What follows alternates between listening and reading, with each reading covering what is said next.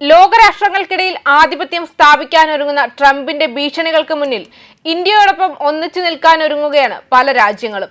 റഷ്യയെ പിന്തുണയ്ക്കുന്നത് കൊണ്ട് ട്രംപിന്റെ പണി ഏറ്റവും അധികം കിട്ടുന്ന രാജ്യമാണ് ഇന്ത്യ. എന്നാൽ ഇന്ത്യയുടെ കരുത്തിനു മുന്നിൽ യുഎസിനെ മുട്ടുകുത്തിക്കാനുള്ള ശ്രമങ്ങളുമായിട്ടാണ് ഇപ്പോൾ മുന്നോട്ട് പോകുന്നത്. ഇപ്പോഴിതാ യുഎസിനെതിരെ പോരാടാൻ ഇന്ത്യക്കൊപ്പം പിന്തുണ നൽകി മുന്നിട്ടിറങ്ങുകയാണ് ചൈന. റഷ്യയിൽ നിന്നും എണ്ണ വാങ്ങുന്നതിന് ചൈനയ്ക്ക് നേരെയും ട്രംപ് ഭീഷണി ഉന്നയിച്ചിരുന്നു. ആ ഭീഷണിയും വകവയ്ക്കാതെയാണ് ഇപ്പോൾ ഇന്ത്യയുമായി ഒന്നിച്ചു നിൽക്കാൻ ചൈനയെ പ്രേരിപ്പിച്ചത്. ഇന്ത്യൻ പ്രധാനമന്ത്രി നരേന്ദ്രമോദി യുഎസിന്റെ ഭീഷണിയിൽ വഴങ്ങാതെ ശക്തമായ തീരുമാനങ്ങൾ എടുത്തുകൊണ്ട് തന്നെ ഇന്ത്യക്കൊപ്പം നിലനിൽക്കാൻ പല രാജ്യങ്ങളും മുന്നിട്ടിറങ്ങുന്നുണ്ട്. ഇന്ത്യക്ക് ഇറക്കുമതി തീരുവ 50% ഉയർത്തിയതിനെ രൂക്ഷമായി വിമർശിച്ചിരിക്കുകയാണ് ചൈന. അമേരിക്കയെ ഭീഷണിക്കാരനെന്ന് ചൈനീസ് അംബാസിഡർ ഷു ഫെയ്ഹോങ് വിശേഷിപ്പിച്ചു. ഭീഷണിപ്പെടുത്തുന്ന ആൾക്ക് 1 ഇഞ്ച് കൊടുക്കൂ, അവൻ 1 മൈൽ ദൂരം മുന്നോട്ട് പോകുമെന്ന് ട്രംപിന്റെ പേര് പരാമർശിക്കാതെ അമേരിക്കയെ നിശിതമായി വിമർശിച്ചുകൊണ്ട് സു വ്യക്തമാക്കി. ട്രംപിന്റെ വ്യാപാര യുദ്ധത്തിന്റെ ഫലമായി ദുരിതം അനുഭവിക്കുന്ന ഇന്ത്യ, ബ്രസീൽ തുടങ്ങിയ രാജ്യങ്ങളോടുള്ള ഐക്യദാർഢ്യം പ്രകടിപ്പിക്കുന്ന നിലപാടാണ് ചൈന സ്വീകരിച്ചത്. ഇന്ത്യയെ പോലെ തന്നെ ബ്രസീലിനും US 50% തീരുവ ചുമത്തി.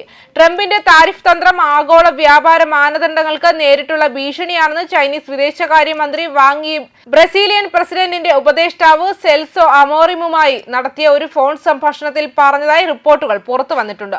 ഫോൺ സംഭാഷണത്തിനിടെ വാങ് യി അമേരിക്കയുടെ പേര് നേരിട്ട് പരാമർശിച്ചില്ല, മറിച്ച് താരിഫ് മറ്റ് രാജ്യങ്ങളെ അടിച്ചമർത്താനുള്ള ആയുധമായി ഉപയോഗിക്കുന്നതിനെ വിമർശിക്കുകയും ചെയ്തു.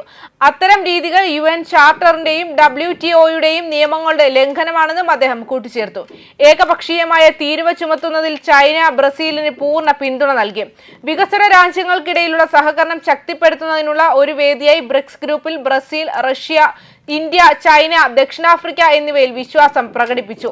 മറുപടിയായി ചൈനയുടെ പിന്തുണയ്ക്ക് ബ്രസീൽ നന്ദി പറയുകയും ചെയ്തു. താരിഫുകളെ ചൊല്ലിയുള്ള തർക്കങ്ങൾക്കിടയിൽ പ്രധാനമന്ത്രി നരേന്ദ്രമോദിയും Brazil president Luiz Inacio Lula ദാ സിൽവയും ഫോണിൽ സംസാരിച്ചു. എന്നാൽ ലുലയുമായുള്ള ഫോൺ സംഭാഷണം ഇന്ത്യ ഔദ്യോഗികമായി സ്ഥിരീകരിച്ചിട്ടില്ല. ട്രംപ് ഏർപ്പെടുത്തിയ തീരുവകൾക്ക് മറുപടിയായി ബ്രിക്സ് രാജ്യങ്ങൾക്കിടയിലെ ഐക്യത്തിന് ലുല ആഹ്വാനം ചെയ്യുകയും ചെയ്തു.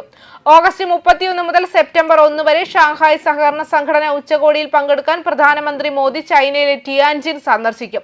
2020 ഗാൽവാൻ താഴ്വരയിലെ സംഘർഷത്തിന് ശേഷം അദ്ദേഹം ചൈനയിലേക്കുള്ള ആദ്യ സന്ദർശനമാണിത്. 2019 അദ്ദേഹത്തിന്റെ അവസാന ചൈന സന്ദർശനം.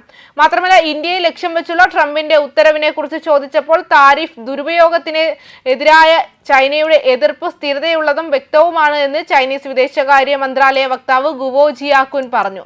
ചൈനയും റഷ്യൻ എണ്ണ ഇറക്കുമതി ചെയ്യുന്നുണ്ടെങ്കിലും സമാനമായ ശിക്ഷകളിൽ നിന്ന് ഒഴിവാക്കപ്പെട്ടപ്പോൾ ആഗോള പങ്കാളികളോടുള്ള അമേരിക്കയുടെ വർദ്ധിച്ചുവരുന്ന ആക്രമണാത്മക വ്യാപാര നിലപാടിൽ ബീജിംഗിൽ വർദ്ധിച്ചുവരുന്ന അസ്വസ്ഥതയാണ് ഈ അഭിപ്രായങ്ങൾ സൂചിപ്പിക്കുന്നത്. ന്യൂസ് ഡെസ്ക് കർമ്മ ന്യൂസ്.